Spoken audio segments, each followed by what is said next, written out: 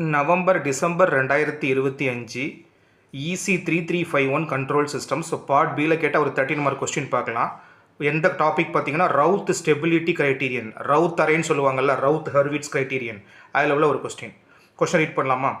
Determine the range of K, கேயோட range என்னவாக இருக்கும்? For stability, for unity feedback system whose open loop transfer function is g of s into h of s is equal to k divided by s into s plus 1 into s plus 2 using Routh. Also comment on the roots சொல்லி கேட்டிருக்காங்க. சரி, okay. அப்போது நமக்கு Raut stability வேணும்னா first நமக்கு தேவை வந்து characteristic equation. இது தெரிஞ்சால் தான் கண்டுபிடிக்க முடியும்.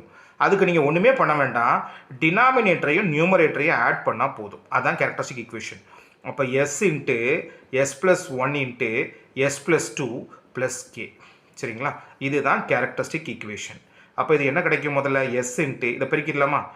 இந்த எஸ் முதல்ல வெளியில் இருக்கட்டும், இந்த ரெண்டு டேமை மட்டும் முதல்ல மல்டிப்ளை பண்ணுவோம். எஸ் ஸ்கொயர் ப்ளஸ் 2s, அடுத்து 1s ப்ளஸ் 2 ப்ளஸ்ஸு கே. அப்போ இது ரெண்டையும் நம்ம ஆட் பண்ணால் 3s ஆயிருமா? இப்போ இதை பெருக்குங்க.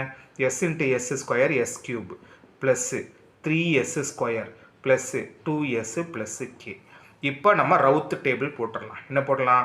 முதல்ல எஸ் கியூப், அடுத்து எஸ் பவர் 2, அடுத்து எஸ் பவர் 1, அடுத்து எஸ் பவர் 0. சரியா? அப்போ டேம் என்ன? ஃபஸ்ட்டு இந்த டேம் எஸ் கியூபோட கோஎஃபிஷியன்ட் 1 இங்கே வரணும், அடுத்து எஸ்ஸோட கோஎஃபிஷியன்ட் 2 இங்கே வரணும். கரெக்டாக? அடுத்து எஸ் ஸ்கொயரோட கோஎஃபிஷியன்ட் 3 இங்கே வரணும், அடுத்து கான்ஸ்டன்ட் டேம் கே இங்கே வரணும். ரைட்டா? சரி, ஓகே. அப்போது நம்ம மேட்ரிக்ஸில் என்ன பண்ணுறோமோ அதை நம்ம இங்கே பண்ணக்கூடாது. அப்படின்னா என்ன அர்த்தம்? மேட்ரிக்ஸில் நம்ம இங்கேருந்து இங்கே மல்டிப்ளை பண்ணுவோம். இப்போ இதை மல்டிப்ளை பண்ணுங்கள்.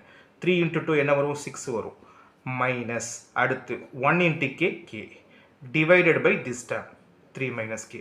அடுத்து இந்த டேம் அப்படியே உங்களுக்கு இங்கே வந்துடும், கே வந்துடும். இப்போ நமக்கு ரவுத் டேபிளில் உங்களுக்கு என்ன ரூல்ஸ் உண்டு?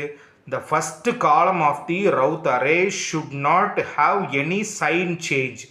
எந்த விதமான சைனும் மாறக்கூடாதுன்னு சொல்லி ரவுத் அரேயில் கண்டிஷன் படிச்சிருப்போம். அப்போது நமக்கு ஃபஸ்ட்டு காலம் எங்கே இருக்குது? ஃபஸ்ட்டு காலம் இங்கே இருக்குது. இது என்ன? ப்ளஸ்ஸு, இது என்ன? ப்ளஸ்ஸு. அப்போ இதுவும் மொத்தமும் ப்ளஸ்ஸாக தான் இருக்கணும், இதுவும் மொத்தமும் ப்ளஸ்ஸாக தான் இருக்கணும். அதாவது என்ன அர்த்தம்? ப்ளஸ்ஸுனா it is greater than 0, it is greater than 0, it should be greater than 0. அப்படின்னா 6 minus K by 3 greater than 0. அப்போது இது அங்கே கொண்டு போயிருங்க. 6 மைனஸ் கே கிரேட்டர் தேன் 0. கரெக்டாக? அப்போ மைனஸ் கே இங்கே இருக்கட்டும், கிரேட்டர் தேன் இங்கே இருக்கட்டும், இந்த 6 அங்கே கொண்டு போனாலும் -6 மாறிடும். கரெக்டாக? இப்போ என்ன பண்ணலாம்? மைனஸில் பிரிக்கிடலாமா? அப்போ கே 6 அதே சமயம் இந்த கிரேட்டர் தேன் லெஸ் தேனாக மாறிடும். நல்லா மைனஸை கொண்டு மல்டிப்ளை பண்ணும்போது கிரேட்டர் தேன் இருந்தால் லெஸ் தேன் ஆகும், லெஸ் தேனாக இருந்தால் கிரேட்டர் தேன் ஆகும். அப்போ கே வந்து கண்டிப்பாக 6ஐ விட சிறுசாக இருக்கணும். அட் த சேம் டைம் இங்கே பாருங்கள், இங்கே என்ன சொல்லியிருக்கோம்? கே மட்டும் இருக்குது. 4வது இதை வந்து மறந்துடாதீங்க. என்ன? இந்த பாயிண்ட்டை மறந்துடுவாங்க சில பேர், மறக்கக்கூடாது. எப்படி?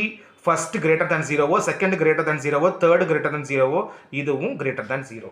அப்போ கே வந்து ரெண்டு கண்டிஷன், 0வை விட பெருசாக இருக்கணும், அட் த சேம் டைம் 6ஐ விட சிறுசாக இருக்கணும். அப்போ K should be greater than 0 and K should be less than 6. அப்போ என்ன பண்ணலாம்? கே வந்து 0வை விட பெருசாக இருக்கணும், அதே சமயம் 6ஐ விட சிறுசாக இருக்கணும். புரியுதா? அப்படி இருந்தால் மட்டும்தான் இந்த சிஸ்டம் ஸ்டேபிளாக இருக்கும். அவ்வளோதான், ப்ராப்ளம் முடிஞ்சுது. 13 மார்க் கொஸ்டின். அவங்க என்ன கேட்டிருக்காங்க?